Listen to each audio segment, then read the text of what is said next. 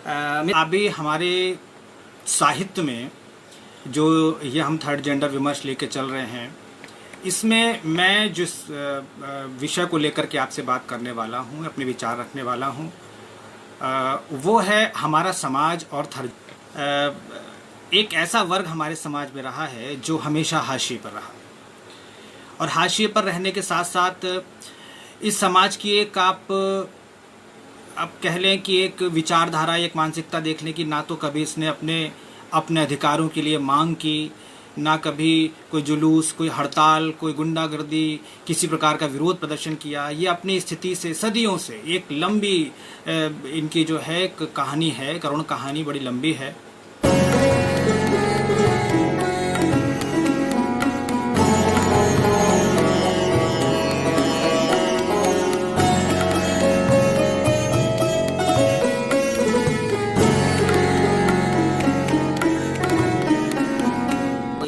एक ऐसा वर्ग हमारे समाज में रहा है जो हमेशा हाशिए पर रहा, और हाशिए पर रहने के साथ साथ इस समाज की एक आप कह लें कि एक विचारधारा, एक मानसिकता देख लें कि ना तो कभी इसने अपने अधिकारों के लिए मांग की, ना कभी कोई जुलूस, कोई हड़ताल, कोई गुंडागर्दी, किसी प्रकार का विरोध प्रदर्शन किया। ये अपनी स्थिति से सदियों से एक लंबी इनकी जो है कहानी है, करुण कहानी बड़ी लंबी है।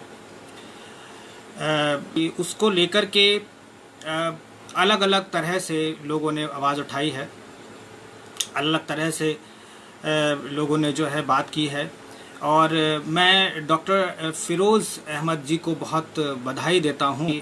उन्होंने सन 2017 से लगातार इस थर्ड जेंडर विमर्श पर अपनी वाङ्मय पत्रिका में कहानियाँ दी हैं, अनुवाद दिए हैं, शोध आलेख हैं, बहुत सारी चीज़ें उन्होंने थर्ड जेंडर पर लगातार अब तक वो इस श्रृंखला में मौन रह करके और बहुत एक गंभीर और एक महत्वपूर्ण काम कर रहे हैं। मित्रों, थर्ड जेंडर को आम बोलचाल की भाषा में हिजड़ा कहते हैं।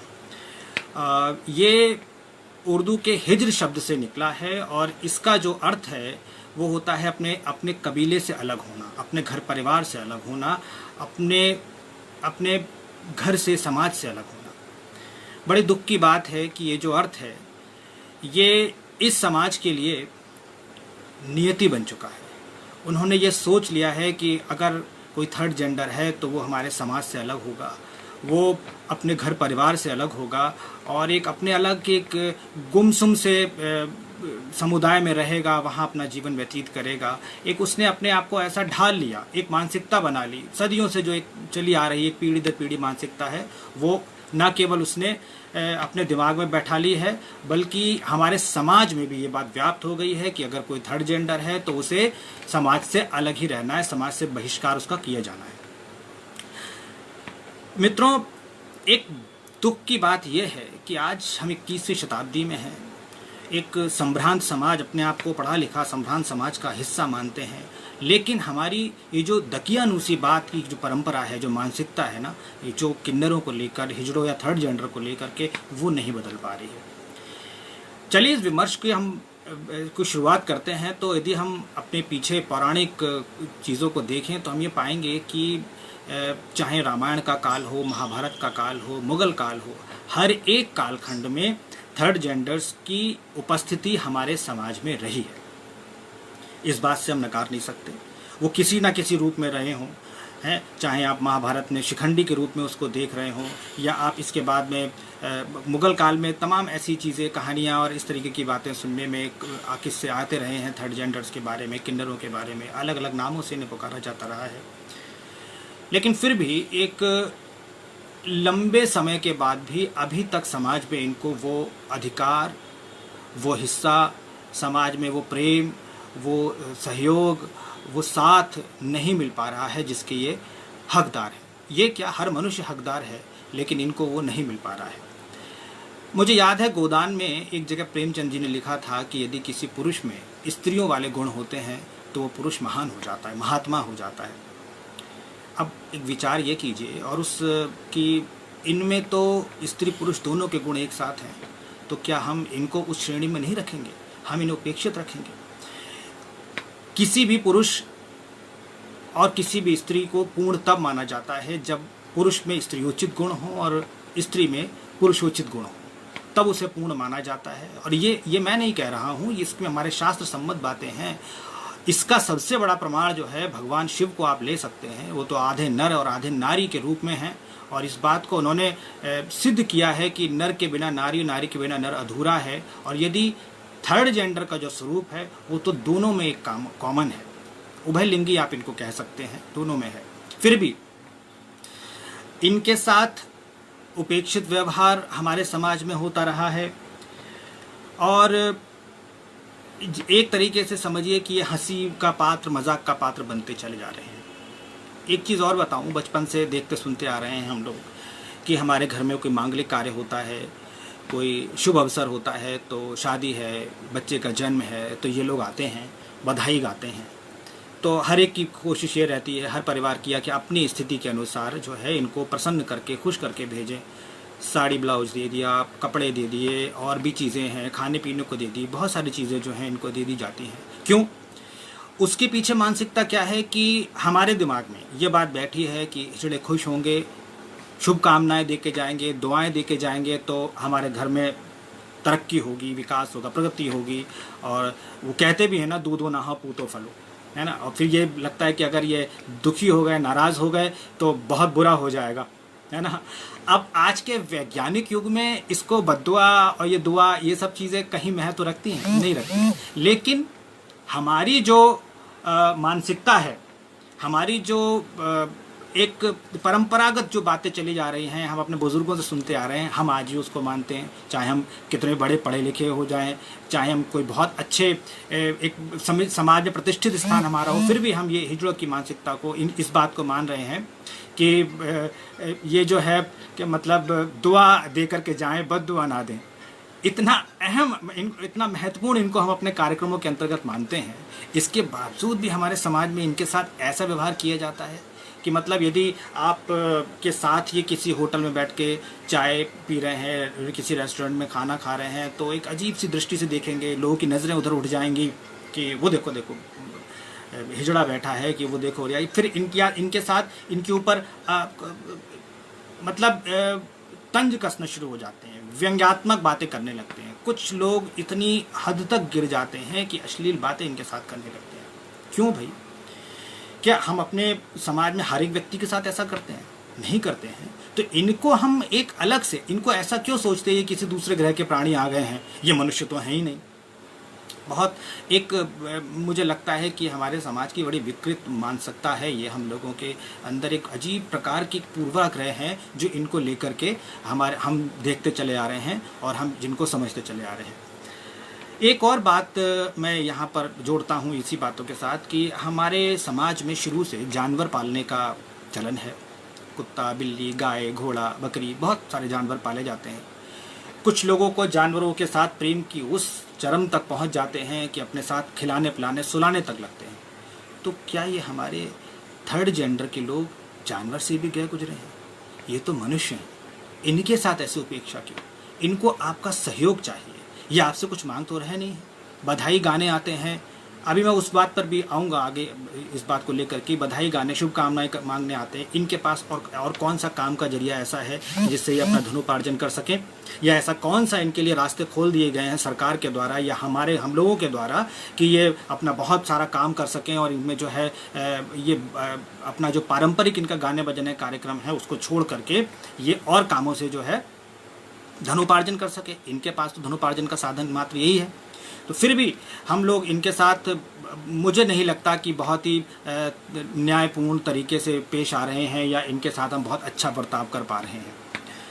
एक और चीज़ मैं यहाँ पर कहूँगा कि ये जो विमर्श की जो शुरुआत है थर्ड जेंडर पर, ये वास्तव में फिल्म जगत की देन है। ये आपको मानना पड़ेगी बात, क्योंकि फिल्मों में इनका, मुझे याद आ रहा है कि सड़क फिल्म में एक नकारात्मक किरदार में शायद उसमें सदाशिव अमरापुरकर जी ने उसको अभिनय किया था, महारानी का रोल किया था और वो नकारात्मक था, लेकिन हिजड़े के रूप में, एक थर्ड जेंडर के रूप में जो है एक विलेन को दिखाया गया था उसमें।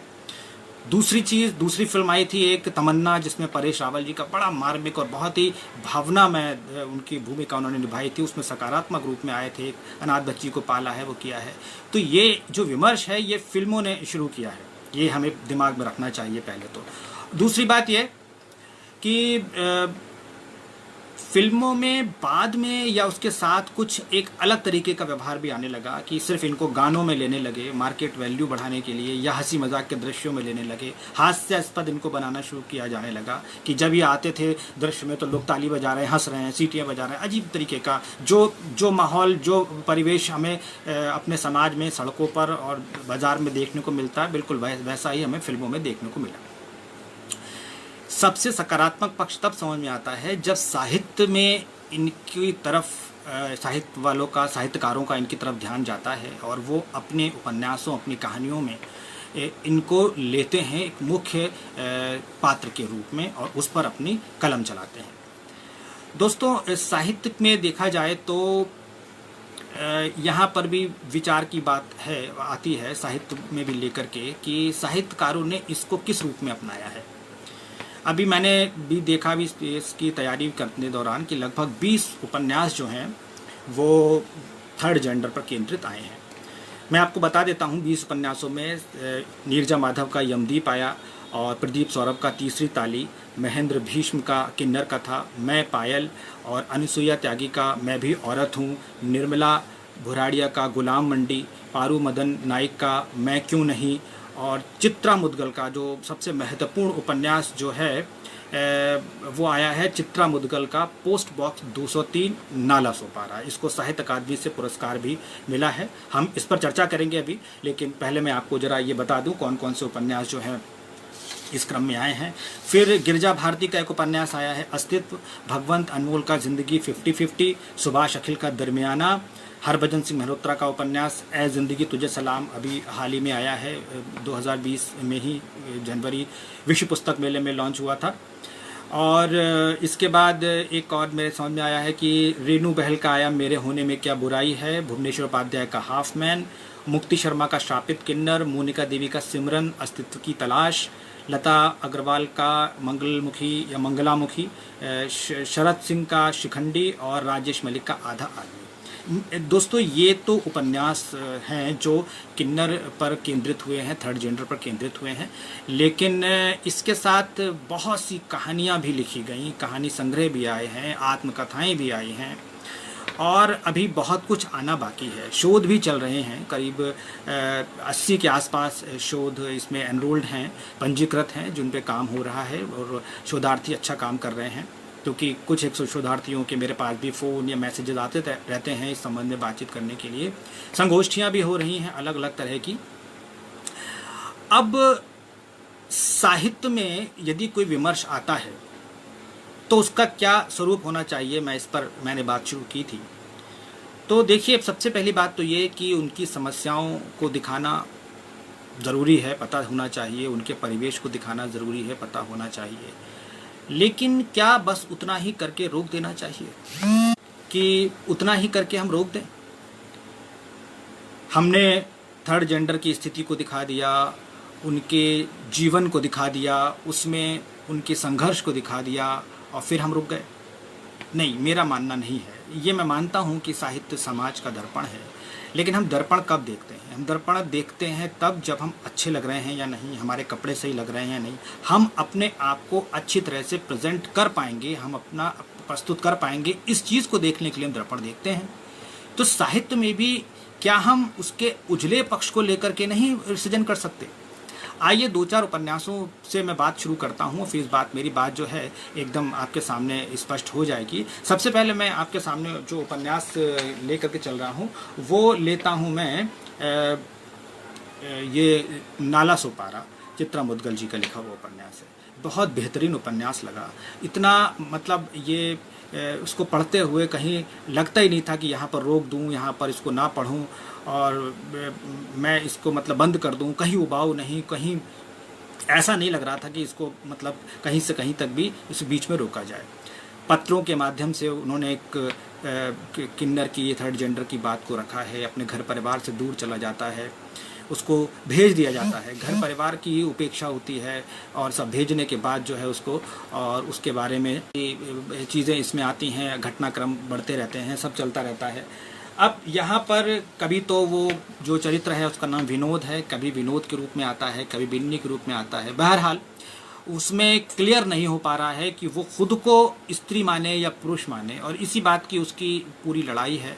वो अच्छी बात इस उपन्यास में ये दिखी है कि कहीं भी उसने अपने पारंपरिक गाने बजाने वाले काम को नहीं अपनाया है। उसने पढ़ाई की है, उसने नौकरी की है, और इसके बाद जो है वो अपना संघर्ष उसने जारी रखा है।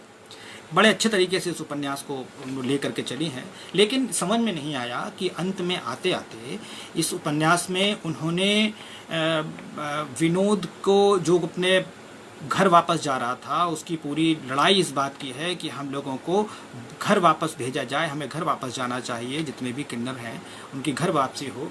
लेकिन उसके वापसी के बाद भी एक समाचार छपता है, और समाचार में 2 समाचार हैं, उसमें एक समाचार में उसकी मृत्यु की खबर छपती है कि नदी में पानी में डूबी हुई उसकी लाश मिली। मुझे ये बात समझ में नहीं आई, क्योंकि पता नहीं क्यों लेखिका ने इस बात पर कोई पूर्वाग्रह उनका रहा है, या किसी बात का भय समाज का रहा, या उनको ये लगा कि यहीं ऐसा ना हो जाए कि किन्नर की मैं घर वापसी दिखा दूं, तो साहित्य समाज में क्योंकि बड़ी लेखिका हैं तो भय तो लगता ही है कि उनकी थू हो जाए, लोग हंसे उन पर कि अरे क्या लिख दिया, और कैसे हो सकता है, कैसे संभव है। ठीक है, मानता हूँ कि नहीं हो सकता, लेकिन होगा भी तो हमारे और आपसे ही, होगा भी तो बड़े लोगों के माध्यम से ही। कोई घर में कोई एक व्यक्ति अगर कोशिश करेगा तो लोग उसके पीछे मशाल एक आगे लेके जाएगा, तब लोग उसके पीछे उसकी रोशनी में आगे बढ़ेंगे, ये सोचना चाहिए। दूसरा, इसमें जो उपन्यास मैं ले रहा हूँ बात करने के लिए, अच्छा हाँ, एक बात और मैं आपको बताऊं कि एक बड़ी अजीब स्थिति जो है यहाँ पर इस उपन्यास में आई। युवा वर्ग, एक ऐसा युवा वर्ग भी है जो मतलब शराब के नशे में ये देखना चाह रहा है कि हिजड़े का लिंग कैसा होता है। कितनी विकृत मानसिकता है, कितना गिरावट है हमारी मानसिकता में कि एक ऐसे व्यक्ति को जिसको लिंग के आधार पे समाज से अलग किया गया है, फिर उसका लिंग ढूंढते फिर रहे हैं आप। है ये विचार ये जो प्रश्न जो दिया है चित्राची ने, ये बहुत बेहतरीन दिया हुआ है। अब मैं दूसरा जो उपन्यास है वो मैं लेकर के चलता हूँ, वो है सुभाष अखिल जी का दरमियाना। ये 5 अलग अलग किन्नरों से संपर्क में या उनके साथ उनके मित्रवत व्यवहार रहे, वो ये हैं। उनके साथ जो संस्मरणात्मक हैं वो इसमें सुभाष अखिल जी ने दिए हैं, और बहुत खूबसूरती से उनके जीवन को, उनकी संघर्ष को दिखाया है, उनको बहुत अच्छा चित्रित किया है। 5 अलग अलग संस्मरण इसमें हैं, अलग अलग, और लेकिन वो कहीं ना कहीं एक दूसरे से अंतर संबंध उनमें है, और वो कहीं ना कहीं से एक दूसरे में जुड़े हुए पता चलते हैं, दिखते हैं। दरमियाना में एक सबसे अच्छी बात सुभाष अखिल जी बाद में कहते हैं, जिस बात से बहुत सहमत हुआ, और इस बात को मैं अपनी इस चर्चा में भी आगे बढ़ाना चाहता हूँ। देखिए, दरमियाना में सुभाष अखिल जी ने बिल्कुल अंतिम वाले पृष्ठ पर लिखा है कि ये लोग खुद ही जो हैं अपनी स्थिति से बाहर नहीं निकलना चाह रहे हैं। इन्होंने लिखा है कि मैं इस बात को लेकर आहत हूँ कि जहाँ एक और इनके लिए सरकार, समाज, NGO तथा अनेक लोगों के द्वारा तमाम कार्य किए जा रहे हैं, वहीं वे स्वयं अभी भी अपनी जड़ताओं से मुक्त होने के लिए तैयार नहीं है। बिल्कुल सही बात है, और ये है सही है कि इनके हक में अभी एक बहुत बड़े संघर्ष की ज़रूरत है, मगर एक संघर्ष स्वयं इन्हें भी तो अपने भीतर करना होगा। मैं इन पर पूरी तरह से एग्री करता हूँ, इनसे इनकी बात पूरी तरह से मैं समझता हूँ कि बिल्कुल सही बात है, क्योंकि जब तक ये खुद उस नरक से बाहर आने की कोशिश नहीं करेंगे तो समाज कितनी भी कोशिश कर ले, ये नहीं आ पाएंगे। इस बात को हम आगे लेके चलेंगे। तीसरा उपन्यास में उठाता हूँ महेंद्र भीष्म का मैं पायल। ये एक तरीके से आत्मकथात्मक उपन्यास है, लिखा जरूर महेंद्र भीष्म में है, लेकिन इसमें हर जगह पायल ऐसा प्रतीत होता है कि पायल ने अपनी तरफ से कोई बातचीत कही है, अपना ही कहा है। तो अच्छा उपन्यास है ये भी। इसमें पायल के संघर्ष, इसके परिवार से निकलना, घर से भागना, बहुत सारी चीज़ें इसके अंतर्गत आती हैं, लेकिन अंततः ये अपने ही समुदाय में गुरु के पद तक पहुंचती हैं, जो हेड हैं। इसके साथ समाज सेवा में भी जुड़ी हुई हैं, हज़रतगंज लखनऊ की हैं ये, और ये सब इसमें दिया हुआ है। चौथा उपन्यास जिसने मुझे प्रभावित किया है, मैं अब जो मुख्य मुद्दे पा रहा हूँ, एक बड़े हमारे शहर बरेली की लेखिका हैं गिरिजा भारती जी। उनका उपन्यास है अस्तित्व। अस्तित्व उपन्यास यूं तो बहुत लघुकाय उपन्यास है। इसमें जो पात्र है, बल्कि नारी पात्र प्रीता है, और प्रीत जो है वो किन्नर है। इसका पता चलता है माता पिता को, बड़ा घर परिवार में वो रहता है। हालांकि उसके बाद के जो बहन भाई हैं वो किन्नर नहीं हैं, वो सामान्य हैं। लेकिन इसमें पूरी प्रीत और उसको अपने परिवार में बचाए रखने के लिए जो है उसकी माँ, उसके पिता पूरा उसका सहयोग करते हैं, उसका पूरा साथ देते हैं, और वो पढ़ती लिखती है, आगे बढ़ती है। और एक थोड़ा सा लगेगा तो ज़रूर कि ये क्या नाटकीय ड्रामेटिक है, लेकिन सच्चाई ये है कि ये सार्थक है। सार्थक क्यों है? क्योंकि अगर पॉजिटिव या सकारात्मक रूप देकर के हम उस उपन्यास का अंत करते हैं तो एक सोशल मैसेज, एक सामाजिक संदेश जाता है। गिरिजा भारती जी ने बहुत अच्छी कोशिश की है, और उस कोशिश में उन्होंने दिखाया है कि प्रीत नामक जो ये स्त्री किन्नर है, उसका विवाह एक अमन नामक पुरुष किन्नर के साथ होता है, और इसके बाद वो दोनों मिलकर के अनाथालय से एक बच्ची को गोद लेते हैं। कितना पॉजिटिव और कितना अच्छा मैसेज इस मुझे लगता था कि बल्कि लगता है कि जो नई प्रतिभाएं लेखन के क्षेत्र में आ रही हैं उनके अंदर काफ़ी संभावनाएं हैं। बहुत अच्छा मैसेज उन्होंने अपने उपन्यास के माध्यम से दिया। ऐसा ही एक मैसेज मिलता है ए जिंदगी तुझे सलाम हरभजन सिंह मेहरोत्रा के उस उपन्यास से। इस उपन्यास में को मैंने भी जब देखा था, और मैंने उनसे मेहरोत्रा जी से बात भी की थी, और मैंने कहा था कि मेहरोत्रा जी, आपके इस उपन्यास में 3 पार्ट हैं। पहला पार्ट है एक माँ का अपनी बच्ची के प्रति प्यार, वो भी ऐसी बच्ची जिसको गोद लेती है माँ, उसके प्रति प्यार है, और ये जानकर कि वो बच्ची किन्नर है वो उसको अपने से अलग नहीं करती। वाल्मीकि समाज से ये दोनों दंपत्ति आते हैं, रूपा और उसका पति कलवा नाम है उसमें। दोनों लोग कानूनी तौर से इस बच्ची को गोद लेते हैं, और उस बच्ची के प्रति तड़प, उस बच्ची के प्रति प्यार, उस बच्ची के प्रति लगाव जो है बड़ा मर्म को छूता है। बड़ा अच्छा विश्लेषण हरभजन सिंह जी ने इसमें जो किया है, बहुत मतलब काबिल तारीफ है। लेकिन इसका एक टर्निंग पॉइंट, जो एक इसका प्रस्थान बिंदु आता है, वो ये आता है कि बच्ची एक मेले से खो जाती है, और उस मेले से खो जाने के बाद उसकी जो गोद ली वाली दत्तक माँ जो है वो बहुत दुखी परेशान है, और उसकी पीड़ा का, उसकी वेदना का अंत नहीं है। लेकिन यहाँ से उपन्यास जब दूसरे भाग में पहुँचता है तो बच्ची वो 3rd जेंडर के एक डेरे में पहुंच चुकी होती है, और वहाँ वो उसकी आरंभ होता है कि उस बच्ची ने, रोशनी नाम उसको वहाँ मिलता है, और उस बच्ची ने 10वीं कक्षा में पूरे मंडल या बोर्ड में बड़ा नाम किया है, और बड़ा सर्वाधिक अंक प्राप्त किए हैं, जिससे उसका नाम सभी को बड़ा न्यूज़पेपर्स में और सब में, अखबारों में आता है, तो बहुत उससे लोग प्रभावित होते हैं। यहाँ पर 3rd जेंडर के साथ के समुदाय में रहते हुए भी वो पारंपरिक पेशे में नहीं आती। ये बहुत अच्छी बात, यही बात गिरिजा भारती जी ने भी कही है, और यही बात जो है इन्होंने भी कही है, क्या नाम, हरभजन मेहरोत्रा जी ने। और इन्होंने तो बहुत अच्छा उसका वो दिया कि पढ़ लिख कर वो बच्ची जो है IPS ऑफिसर बनती है, और IPS ऑफिसर बनने के बाद वो अपने माता पिता को ढूंढती है। हालांकि नाटकीय घटनाक्रम भी हैं इसके अंतर्गत, लेकिन हम उस संदेश को देखें जो देना चाहता है लेखक इसके माध्यम से, कि इसके बाद वो एक अंत जो हो रहा है वो ये कि वो एक किन्नर बच्ची को गोद लेती है। इसमें भी मैं 1-2 पंक्तियां जो है उसकी अंत की पढ़ना चाहता हूँ, जो मेहरोत्रा जी ने लिखी हुई है कि सबको चौंका दिया था रोशनी ने अपने निर्णय से, यहाँ तक कि नविता, उसकी खास सखा या फिर साथ रहने वाली रानी चाची तक को उसके दिमागी फितूर की कोई भनक नहीं लगी थी। बात ही कुछ ऐसी थी, उसने उस किन्नर बच्चे को गोद ले लिया था। कितना सकारात्मक अंत किया है हरभजन जी ने, मैं बड़ा बधाई देता हूँ। क्योंकि अगर ऐसे अंत कहानियों के, उपन्यासों के नहीं होंगे, तब तक हम इस विमर्श को किस दिशा में ले जाना चाहते हैं इसका पता नहीं चलेगा। ठीक है, उनकी दीन दशा का, उनकी दयनीय दशा का, उनके शोषण का, उन पर होने वाले अत्याचार, अलगाववाद, उपेक्षा, बहिष्कार, निष्कासन, सब पर जो है सबका हम जो है वर्णन करें, लेकिन उसके साथ साथ हम इस चीज़ को भी दिखाएं कि हमें अपने विमर्श को, इनको लेके आगे जाना कहाँ है। तो यहाँ पर तो ये मेरे जो उपन्यास थे उनके बारे में मैंने आपको बताया, जो मैंने ये उपन्यास पढ़े थे और देखा था। अब मैं ये कहना चाहता हूँ कि देखिए, साहित्य में जो सृजन है उसका बाद में क्या होता है, इस पर थोड़ा सा बात करें। पुरस्कार को लेकर, पुरस्कार भी इनके माध्यम से लोग लेते हैं, सम्मान प्राप्त करते हैं, सेमिनार्स में भाग लेते हैं, है ना। लेकिन थर्ड जेंडर पर लिखने वाले लेखक बाद में उनके लिए क्या करते हैं, ये एक प्रश्न भी बनता है। पुरस्कार मिल गया, बड़ी अच्छी बात है, आपको सम्मान मिल गया, बहुत अच्छी बात है, आपके लेखन पर सम्मान मिला है, आपने जो चित्रण किया है, चाहे आपने कल्पना के आधार पर किया है, चाहे आपने उन लोगों के साथ संपर्क में आगे किया, आपने उस समाज के लिए क्या किया, उनको आगे बढ़ाने के लिए क्या किया, ये मुझे लगता है लेखक नहीं कर रहा है।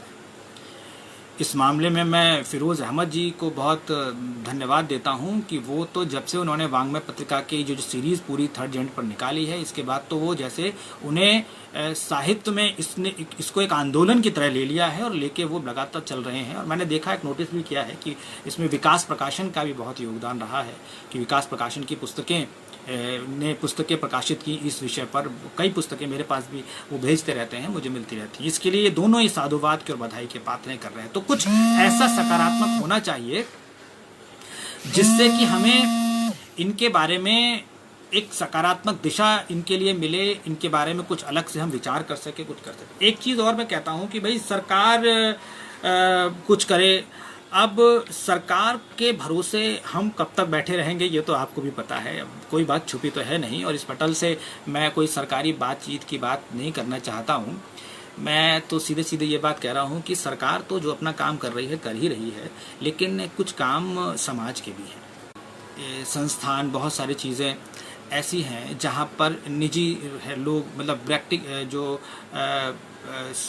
काम कर रहे हैं, जैसे कि अस्पताल होते हैं, निजी अस्पताल हैं, कॉलेजेस हैं, है ना। तो अस्पतालों में इनको स्टाफ में रखा जा सकता है थर्ड जेंडर्स को, और कॉलेजेस में रखा जा सकता है, कैंटीन्स में रखा जा सकता है, रेस्टोरेंट में रखा जा सकता है, शॉपिंग मॉल्स हैं, उनमें बहुत सारी जो प्राइवेट ही हैं ये सब, इनमें तो कोई किसी सरकार की उसकी आवश्यकता नहीं है। तो समाज के अलग वर्ग को भी इसमें आना पड़ेगा, साहित्य के साथ जुड़ना पड़ेगा, तभी एक सार्थक समाज और एक साहित्य की भी सार्थकता तभी नज़र आएगी। और तभी हमें समाज के सहयोग के बिना हम लेखक कुछ नहीं कर सकता। वो लिख करके अपनी रचनाएं लोगों को पढ़वाता रहे, उसका एक दायरा, एक ग्रुप बन जाएगा, उस ग्रुप में उसकी तारीफ हो जाएगी, हो सकता है उस ग्रुप में उसको वो प्रशंसाएं मिल जाएं, उसको जो है पुरस्कार सम्मान मिल जाएं, उसको जगह जगह बुलाया जाए लगे। लेकिन वास्तव में यदि हम चाहते हैं कि ये थर्ड जेंडर जो हमारा हाशिए का जो समाज है उसको हम मुख्य धारा में लेकर के आएँ, हमारे साथ मिलकर के ये चलें, तो उसके लिए समाज के अलग अलग लोगों को काम करना पड़ेगा। एक मेरा वैसी विचार आया था कि थोड़ी एक समस्या रहती है महिलाओं के साथ कि वे महीने के कुछ दिनों में मंदिर वगैरह में नहीं जाती हैं, एक मानसिकता बनी हुई है हमारी। तो क्यों ना पुजारी के रूप में हम थर्ड जेंडर को रख दें। अगर आप देखें तो लक्ष्मी नारायण त्रिपाठी को देखें, वो तो महामंडलेश्वर बन गई है। तो जब हम इनको अगर पुजारी के तौर पर मंदिरों में रख सकते हैं, वेतन के सवेतनिक रख दें या चढ़ावे पर भी रख दें, तो कम से कम इनका जो भरण पोषण है वो उससे हटेगा, उनके पारंपरिक काम धंधे से हटेगा और ये उसमें आएंगे। एक चीज़ और हो सकता है, इसे आप लोग मेरा दुराग्रह माने, लेकिन थोड़ा सा त्याग हमारे समाज को भी करना पड़ेगा। कैसा त्याग? कि हम सरकार से विशुद्ध रूप से इनके आरक्षण की मांग उठाएं कि आप 0.5% या 1% जैसा भी उचित लगे, केवल और केवल थर्ड जेंडर को आरक्षण दें। क्योंकि जब आप आरक्षण की बात करेंगे अलग अलग पदों के लिए, तो ये पढ़ाई के प्रति भी प्रेरित होंगे, एक अच्छी पढ़ाई भी करेंगे।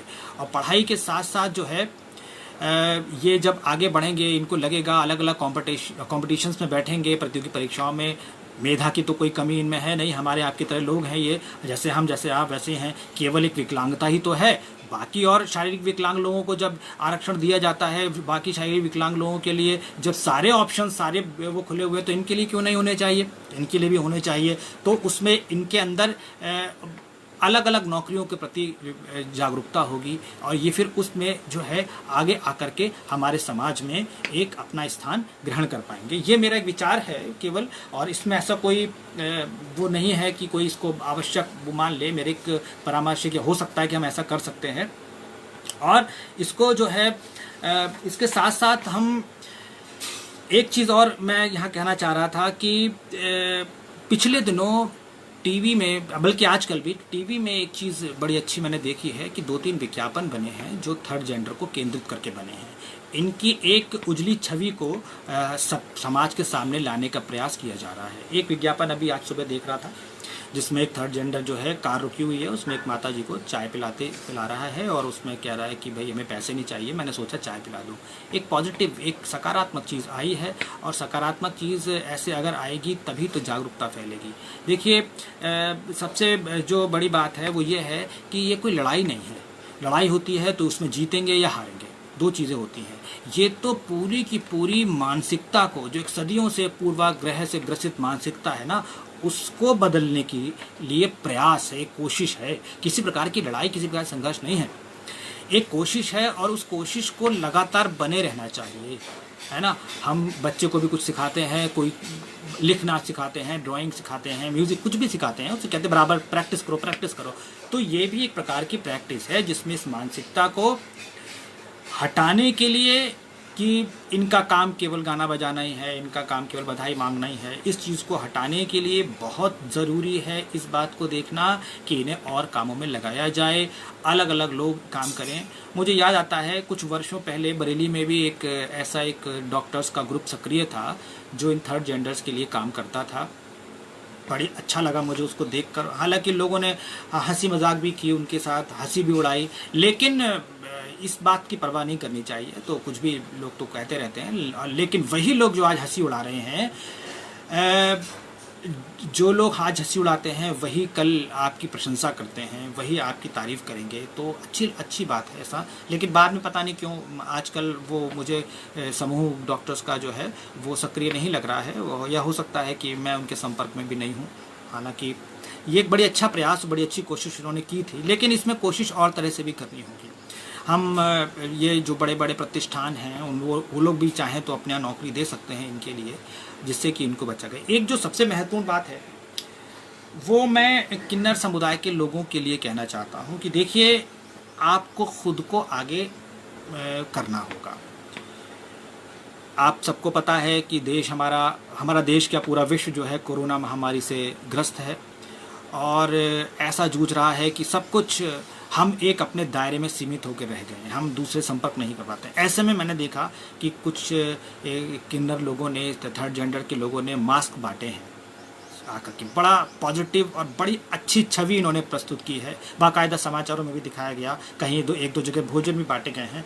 तो ऐसे लोगों से मेरा जो निवेदन है थर्ड जेंडर समुदाय से कि वे अपने आप को थोड़ा सा समाज के साथ जोड़ें, थोड़ा सा अपने आप को ऐसे अवसरों पर सामने लेकर के आएँ, है ना। और जैसे कि लोग भंडारे इत्यादि कराते रहते हैं, गरीबों के लिए दान करते रहते हैं, आप लोग भी कर सकते हैं, यदि समर्थ हैं तो करिए, या उसके माध्यम से आपकी मदद करने के लिए बहुत सारी स्वयंसेवी संस्थाएं हैं, वो आपके साथ रहेंगी। आप आइए, आप पढ़ना सीखिए, अपना पारंपरिक काम छोड़ने की कोशिश कीजिए, नौकरी की कोशिश कीजिए, अच्छा पढ़ने के लिए आप प्रेरित लोगों को भी कीजिए, खुद भी पढ़िए, खुद भी आप देखिए, उसमें शिक्षा के क्षेत्र में जाइए।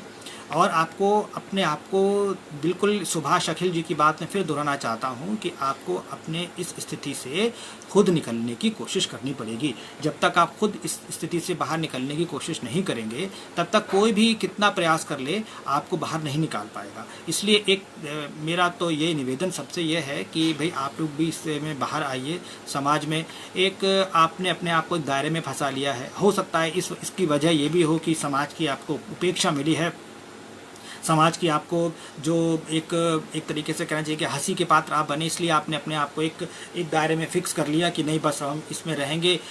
आपके समाज में एक सामान्य समाज का व्यक्ति नहीं जा सकता है, आप ज़्यादा किसी से घुलते मिलते नहीं हैं, एक दूरी सी बना के रखते हैं, तो मेरा तो निवेदन ये है कि थोड़ी थोड़ी इस दूरी को भी ख़त्म कीजिए। जब तक आप समाज के साथ घुलेंगे मिलेंगे नहीं, समाज के लोग आपको जानेंगे नहीं, आपको साथ में लेके नहीं चलेंगे, तो फिर आगे बढ़ने में थोड़ी सी समस्या तो आएगी। फिर वे लोग, अब जैसे मैं फिर से कहता हूँ कि फ़िरोज़ अहमद जी हैं या ऐसे बहुत सारे लोग हैं जो आपके लिए संघर्ष कर रहे हैं, अपने तरीके से काम कर रहे हैं, आपको आपके अधिकारों के लिए लड़ रहे हैं, अपना सहयोग दे रहे हैं, योगदान दे रहे हैं, उनके साथ आपको तो आना ही पड़ेगा, आपको उसमें देखना पड़ेगा। ये सारी कुछ बातें मैं लेकर के, मैं समाज को लेकर मैं यहाँ तक आया था। अब मुझे लगा कि मैं ये सारी बातें आपके सामने शेयर करूँ, आपके सामने रखूँ। और हालांकि समय भी हो गया है, पता नहीं चला कि 40 मिनट हो गए बातचीत में, लेकिन कुछ एक विचार जो थे मेरे दिमाग में। एक और बड़ी अजीबोगरीब बात है कि थर्ड जेंडर को देख करके ना जाने क्यों लोगों के दिमाग में उनके प्रति एक अश्लील धारणा आने लगती है, अश्लील बातचीत करने लगती है। और बहुत मतलब अजीब सी बात ये लगती है कि वो लोग भी उसका उत्तर देते हैं, अजीब हरकतें करते हैं। तो थोड़ा तो उन्हें भी अपने ऊपर नियंत्रण रखना पड़ेगा।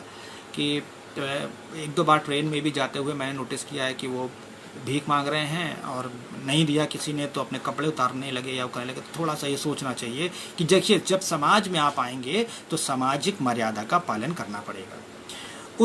उसको पालन करते हुए ही आप समाज के साथ रह सकते हैं। अब आप सोचिए, किसी ने आपके ऊपर अश्लील कोई कमेंट कर दिया और आपने उसका जवाब भी अश्लीलता से दे दिया, तो फिर आप गंदगी को कैसे साफ़ करेंगे, है ना? ये तो थोड़ा आपको सोचना ही होगा। हालांकि मैं मानता हूँ कि एक बहुत लंबी, एक हज़ारों साल लाखों पुराने, मतलब आप कहिए कि एक लंबी पूरी एक सदियाँ बीत गई हैं ऐसी मानसिकता को लेकर। तो उस एक ऐसी मानसिकता को एक दिन या 2 दिन या 10, 15, 20 साल में थोड़ी, कम से कम 50-60 साल लगेंगे इसको धुलने में। समाज, भले ही विज्ञान की तरफ हम जा रहे हैं, लेकिन आज भी विज्ञान और के साथ हमारी होड़ लगी रहती है ना? आप देख ही लीजिए, कोरोना महामारी तो सबसे बड़ा इसका उदाहरण है कि बहुत प्रगति कर ली, सब कुछ कर लिया, सैकड़ों साधन जुटा लिए हमने, लेकिन आज सारे साधन बेकार हैं। आप अपने घर में रहिए, हर तरफ से ये आता है कि घर में रहिए, सुरक्षित रहिए, अपने आप को बचा कर रखिए, सब करिए।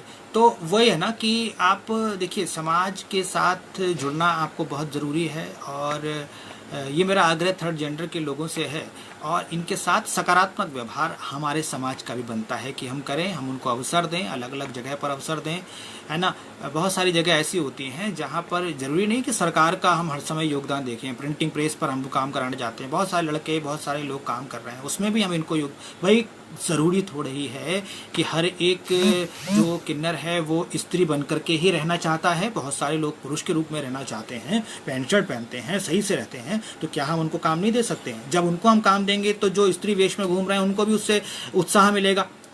मांगलिक कार्यक्रमों में जाने से जाइए आप, चलिए, अगर आपको लगता है कि बधाई गाना है, सब कर, वो भी कीजिए आप, लेकिन उनके साथ अब ये सारे काम भी कर सकते हैं, है ना? और अलग अलग जगह पर नौकरी करिए। सरकार तो है ही है, सरकार तो अपने लेवल से, अपने स्तर से काम करेगी, और उन सरकारों के सबके अपने अपने योजनाएं होती हैं, उन योजना में चरणबद्ध तरीके से काम होते हैं। लेकिन सबसे बड़ी बात यह है कि हमें अपनी मानसिकता को भी बदलना है, हमें अपना एक सकारात्मक सोच लेके चलनी है।